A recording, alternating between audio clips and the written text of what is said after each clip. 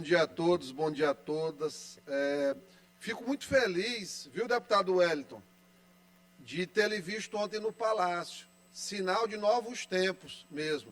Sinal de uma administração que, apesar das pessoas lá fora tentarem colocar como continuidade do Flávio Dino, não tem absolutamente nada a ver com o Flávio Dino. Para quem não viu, o governador Brandão, a primeira coisa que ele fez, quando teve notícia que Hildo Rocha e Ed Lázio, que foram dois deputados que passaram os 4 anos, 8 anos aí batendo no Flávio, o Brandão foi para a rede social parabenizar pela participação deles dentro da equipe de transição do ex-condenado Lula da Silva, agora presidente da República.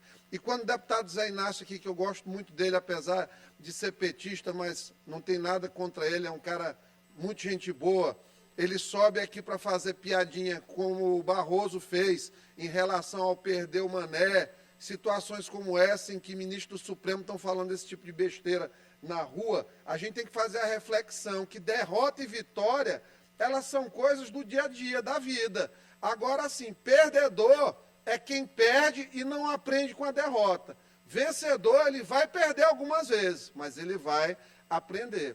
Eu já perdi várias vezes na vida. Já perdi enquanto presidente de clube, já perdi, já tive vitórias. E tenho certeza que cada uma delas ensinou muito. E tenho certeza absoluta que a direita aprendeu com essa derrota também.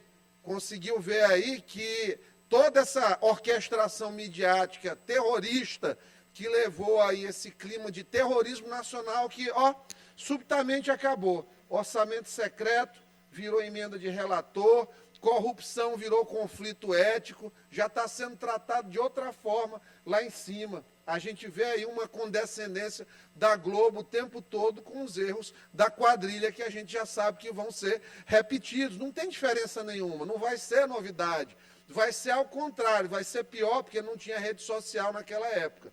Um presidente analógico como o ex-condenado Lula da Silva vai ter a fiscalização pelo menos aí de 50, 60 deputados digitais.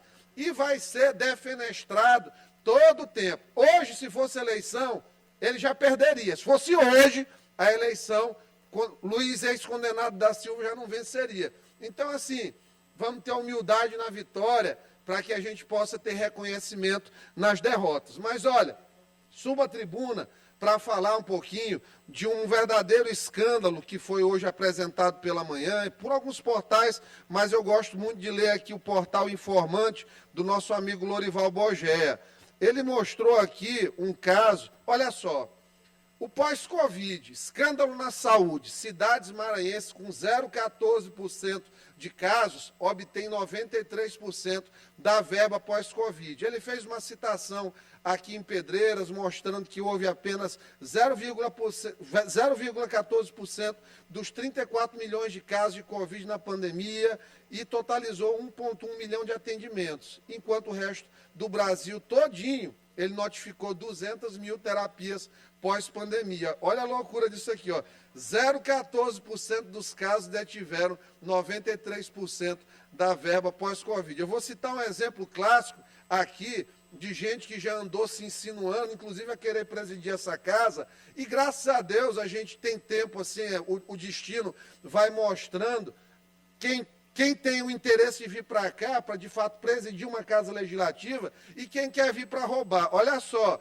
Bela Água e Urbano Santos, aqui população, 33.459, Urbano Santos, 81 mil atendimentos pós-Covid, 1.750.000 reais de recursos gastos para suposto tratamento pós-Covid. Belágua, 7.528 de população no IBGE, conforme relatório do TCU de 2020, 50.948 casos, 3 milhões de reais roubados em Belágua, Urbano Santos, Pedreiras, um monte de município do Maranhão. A verdade, esse Maranhão aqui não vai para frente, não é por conta de governo do Estado, não. É falta de vergonha na cara de um monte de prefeito que não tem o mínimo descaramento de roubar a verba da saúde e não tem um equipamento público. E aí o pior, ainda desponta como candidata pretensa a ter comandar a Casa Legislativa em primeiro mandato. Crie vergonha na cara, minha senhora. Aqui não vai ser presidido por ladrão.